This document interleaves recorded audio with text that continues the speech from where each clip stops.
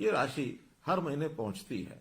जब ये क्रम चलता हुआ हमने वर्षों तक देखा, एक बात और ध्यान में आई कि ऐसे सब बुजुर्गों को अपनी जब 60 वर्ष होने के बाद नई पेंशन बनानी पड़ती है तो उनको दफ्तरों के चक्कर काटने पड़ते हैं, दरखास्त लेकर के अपनी दस्तावेजों की फाइल बनानी पड़ती है और फिर धक्के खा खा करके भी उनकी महीनों वर्षों तक पेंशन ही नहीं बनती है। कभी उनका सिफारिशी कोई नहीं मिलता उनको, बहुत से लोग बीच में एजेंट खड़े हो जाते हैं। उस नाते से एक तकलीफें, एक धक्के जो खाने पड़ते थे, ये एहसास जब हमको हुआ तो हमें लगा कि ये बहुत ही एक अन्यायपूर्ण एक व्यवस्था है, इसको बदलना चाहिए। हमने इसमें बदल करके जब परिवार पहचान पत्र बनाया और हर परिवार का डाटा ये हमारे पास आ गया, तो उस परिवार के डाटा के अंतर्गत हमको पता लगा कि कितने ऐसे व्यक्ति हैं जो कब 60 वर्ष के होने वाले हैं, आयु के हिसाब से उसकी जानकारी हमें तुरंत मिलने लग गई। अब दो ही कंडीशन है किसी भी बुजुर्ग की वो पेंशन शुरू हो, या तो व्यक्ति 60 वर्ष का हो गया है और या फिर जो 60 वर्ष का हुआ है वो दोनों पति पत्नी की आय ये 2 लाख रुपए से कम होनी चाहिए। जब ये 2 लाख रुपए की बात आई तभी भी ध्यान में आया कि यार 2 लाख रुपए कम नहीं है, हमें लगा 2 लाख रुपया ये कम है। तो इस अगले महीने से हमने इस आय को भी बढ़ा करके 2 से 3 लाख रुपया कर दिया है और इस 3 लाख के करने के बाद बहुत से लोग इसमें नए और जुड़ गए हैं। तब ये भी व्यवस्था बनाई कि जिस महीने में 60 वर्ष का व्यक्ति हो जाए उसको तुरंत अगले महीने से अपने आप पेंशन शुरू हो जाए।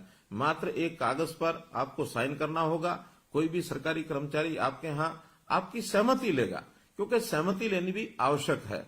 बहुत लोगों ने ऐसे भी जो हमको मिले हैं जिन्होंने कहा था शुरू में जब व्यवस्था शुरू हुई कि हमको तो पेंशन की जरूरत नहीं है, इसलिए हम कहेंगे तो ही तो पेंशन देनी होगी। इस नाते से हमको ये भी लगा कि ऐसे बहुत से लोग हैं जो शायद ऐसे अवस्था के बाद भी उनको लगता है कि इस पेंशन का सरकार के ऊपर बोझ न डाला जाए, तो अपनी असहमति भी प्रकट करते हैं। उसी में से व्यवस्था निकली कि एक बार 60 वर्ष का होते ही एक सहमति पत्र पर हस्ताक्षर जरूर लेने चाहिए। तो हमने लेने शुरू किए हैं। एक ही महीने के अंदर अंदर वो सहमति पत्र के साइन भी हम कराते हैं और उसके बाद उन लोगों से जो सहमति पत्र देते हैं अपने आप ही और ये जो पेंशन है ये जाना शुरू हो जाता है। हमने लगभग 6 महीने पहले इस व्यवस्था को शुरू किया था और इन 6 महीनों में 16,500 लोगों को और ऑटोमेटिकली अपने आप पेंशन मिली। तो ऐसे जो 16,500 लोग हैं, आज मैं उन सब 16,500 लोगों से उनके साथ टेलीफोन का संपर्क करके और ये बातचीत कर रहा हूं। निश्चित रूप से आपके मैं अनुभव भी बाद में सुनना चाहूंगा कि इस ऑटोमेटिक पेंशन बनने में कहीं आपको कोई कठिनाई तो नहीं आई है। मेरा पूरा विश्वास है कि ये कठिनाई नहीं आई होगी। अगर कोई आई भी होगी तो इसको हम तुरंत जो है दुरुस्त भी करेंगे, ठीक भी करेंगे। अब ये तो ऑटोमेटिक पेंशन बनने की बात है, लेकिन हम लोगों ने इस पेंशन को जो पहले से बनी हुई है उसमें भी लगभग 18.5 लाख परिवार जो मैंने बताए हैं उनको हम ये पेंशन दे रहे हैं। और इस पेंशन के माध्यम से मुझे ये भी ध्यान है कि आखिर तो हम परिवार वाले लोग हैं, हमारे बेटे बेटियां पोते पोतियां हमारे सब परिवार के लोग, कभी कभी उनको सहयोग करना पड़ता है, उनको मान सम्मान करना पड़ता है, उनको कोई कहीं ना कहीं दान दक्षिणा देने की भी हमारी मन की इच्छा होती है, तब भी हम देते हैं। तो एक सुविधा ये हरियाणा के लोगों को जो मिल रही है, लगभग 2750 रुपए की जो अब योजना अप्रैल से बनी है, ये भी एक दावे के साथ मैं कह सकता हूं कि इतनी राशि केवल हरियाणा प्रदेश ही है जो ये 2750 रुपया और ये दे रहा है, और किसी प्रदेश में इस प्रकार की व्यवस्था ये ऐसी नहीं है। तो मित्रों, भाइयों बहनों, मैं तो आपको आज यही कहूंगा कि हम लोग जो ये एक लाभ सरकार से ले रहे हैं, तो इस लाभ के बदले में हम लोगों को, क्योंकि हमारी आयु भी 60 वर्ष ही हुई है, तो 60 वर्ष होने के बाद आखिर व्यक्ति का शरीर स्वस्थ रहता है, काम करने योग्य रहता है, तो हमें अपने इस आयु के पड़ाव में आकर के अपने काम के साथ साथ सामाजिक कामों में भी जाना चाहिए। ऐसे जितने भी हमारे रिटायर्ड लोग हैं, जितने ऐसे बुजुर्ग हैं या नौजवान भी हैं जो अपने आप एक स्वयं सेवक के नाते, एक वॉलंटियर के नाते काम कर सकते हैं, उनका भी एक पोर्टल बनाया है। उनको हम रजिस्ट्रेशन कराते हैं और रजिस्ट्रेशन कराने के लिए अगर अपना मन माने कि हमको आखिर कोई ना कोई समाज का काम करना चाहिए, क्योंकि जैसे मैंने कहा ये समाज है, ये हमारा परिवार है, एक छोटा परिवार जिसके अंदर हम पैदा हुए, हमारे आगे परिवार के सदस्य बेटे बेटियां, बहन भाई, हमारे जो दोते धोतियां, पोते पोतियां और हमारी बहुएं, हमारे दामाद, एक परिवार। दूसरा परिवार ये सारा समाज, ये भी एक परिवार है। वसुधैव कुटुंबकम, ये बात हमारे ऋषि मुनियों ने भी हमेशा कही है कि अपना जो मन है ये बड़ा करना चाहिए। ऐसा कहते हैं, अयम निजा प्रोवेति, यानी ये मेरा है, ये तेरा है। गणना लघु चेतसाम, ये छोटे दिल के लोग करते हैं। उदार चरिता नाम तो, बड़े हृदय के लोग वही होते हैं। वसुधैव कुटुंबकम, जो पूरे विश्व को, पूरे संसार को अपना परिवार मानते हैं। आखिर अपनी सोच हमको बड़ी करनी चाहिए। और अभी तक हमने शायद अपने परिवार पालन पोषण में ही सारा समय लगाया होगा, लेकिन एक आयु के पड़ाव के बाद, जैसे हमारी प्राचीन परंपरा होती थी वानप्रस्थ आश्रम की, तो इस वानप्रस्थी आश्रम के अंदर जाकर के हमको समाज की भी चिंता करनी चाहिए। क्योंकि कभी भी कोई एक अकेला व्यक्ति या एक अकेला परिवार ये अपने आप में पूर्ण इकाई नहीं हो सकते।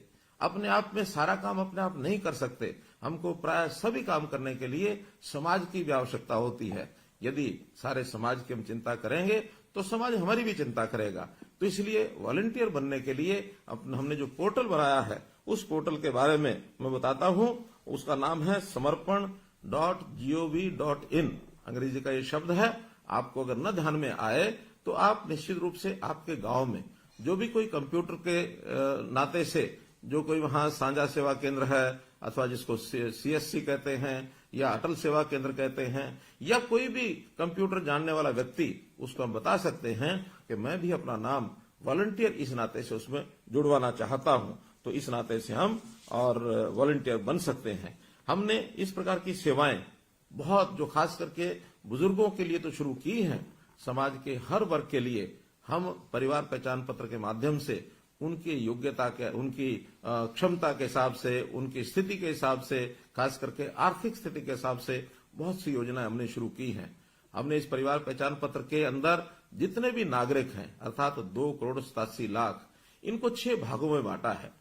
0 से 6 वर्ष तक जब बच्चे होते हैं, बहुत छोटे बच्चे, आखिर उनकी भी संभाल करनी होती है। हमने महिला एवं बाल कल्याण विभाग के नाते से उनको ही जिम्मा सौंपा है। हमारी आंगनवाड़ी वर्कर्स, हमारी आशा वर्कर्स, हमारे जो क्रच हैं, हमारे जो स्कूल हैं, जहां जहां ये बच्चे पढ़ सकते हैं, और जो हमारा इनके स्वास्थ्य को ठीक रखने के लिए या इनको कोई आगे बीमारी न लगे उसके लिए टीकाकरण करने के लिए ये विभाग उनका काम करता है।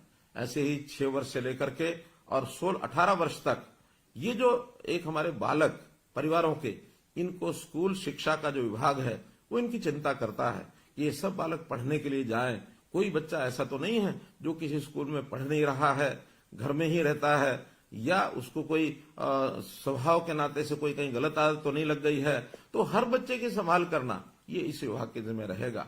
18 से लेकर के 25 वर्ष तक हमारा जो उच्चतर शिक्षा विभाग है, जो उच्चतर शिक्षा में चाहे हमारी यूनिवर्सिटीज हैं, चाहे हमारे कॉलेजेस हैं, ये जो विभाग इन 18 से 25 वर्ष वालों की चिंता करेगा। या तो पढ़ाई करेंगे या फिर अपने हुनर को विकसित करने के लिए स्किलिंग डेवलपमेंट के नाते से ये उनकी चिंता करेंगे। कुछ लोग जो रोजगार करना चाहते हैं उनको रोजगार दिलाने की व्यवस्था करेंगे। तो ऐसे सब युवा, ये युवा अवस्था ऐसी होती है, इस समय संभालना बहुत जरूरी होता है, दिशा देना बहुत जरूरी होता है।